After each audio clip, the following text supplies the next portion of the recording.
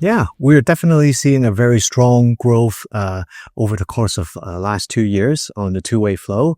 I think first of all, as a prime example would be the 2023 listing of our Saudi Arabia ETF, which is actually the largest one.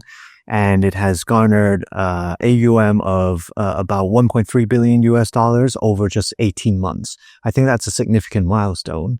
And on top of that, today we saw the listing of the new Saudi Sukuk ETF, which again demonstrate that there's a strong interest from investors in Hong Kong and in the Hong Kong marketplace interested in various different exposures into the Saudi Arabia side. Correspondingly, we're also seeing quite a bit of interest from the Saudi Arabian community investing into the Hong Kong equities, right? As well as various different types of instruments in Hong Kong. So we're seeing that two-way flow, and the Hong Kong exchange is certainly in the middle of it, being the super connector between China investors coming out to global investments, as well as global investors, Saudi investors coming over to Hong Kong to do this. So yeah, overall, very optimistic about this opportunity.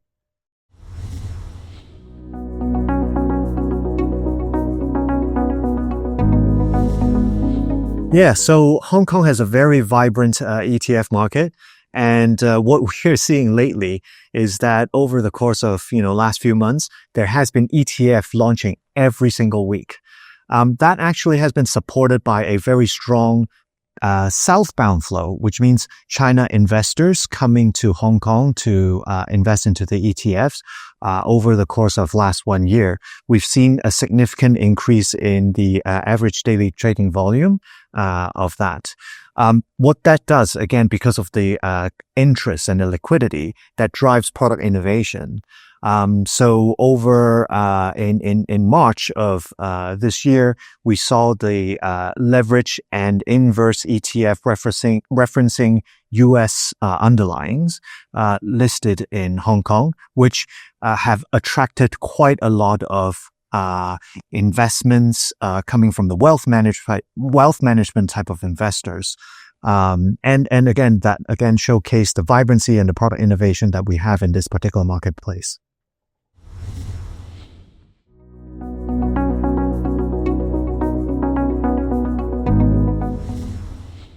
I mean, overall, we've been seeing a very strong interest for issuers to come to Hong Kong for listing. So first of all, year to date, we've seen a surge of IPOs in Hong Kong, where through the IPO capital raising, we've seen over US dollar 10 billion raised via IPOs. And that firmly placed us in number 2 in terms of IPO capital raising. But if you take out SPACs, in fact, we're number 1. So I think that showcases the strong interest for issuer. I think that's a very first important aspect. Then secondly, we have done a lot of recognized stock exchange set up, where Saudi Exchange, for example, is one of the recognized stock exchange. This actually helps to facilitate the secondary listing opportunities, particularly for the types of like AI, green tech, because of our listing reforms that was done recently, allowing the new technology companies coming over to Hong Kong for listing. So we've seen international international issuers such as from Thailand filing for IPOs. That again showcase basically the global issuers' interest to be in Hong Kong. Our discussions with Saudi companies continue. We're confident that there will be further interest down the road. Right now, the applications for IPOs has been very strong. We're seeing about 150 companies filing for it. So you can see the momentum is definitely there. And I think one important aspect is that because we are focusing on the tech side, the innovation side, right?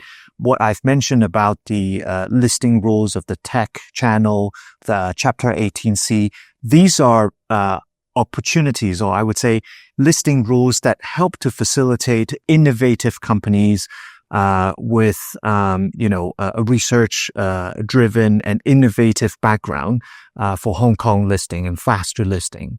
And that actually coincides with Vision 2030, which focuses a lot in terms of the innovation, new technology, new energy segment.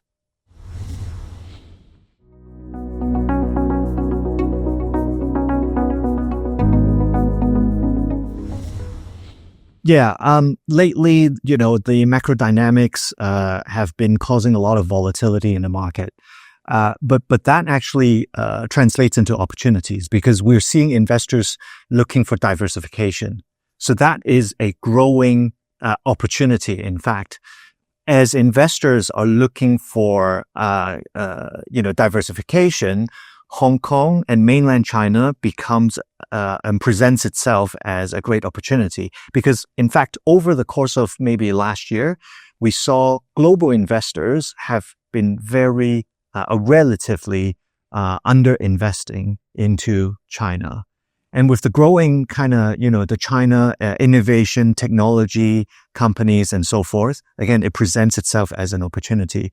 So when the investors are diversifying its investments, we see there is a capital inflow coming over to Hong Kong, and we see that capital staying in Hong Kong. So I think that's a very important change over the course of last few months and macro dynamics.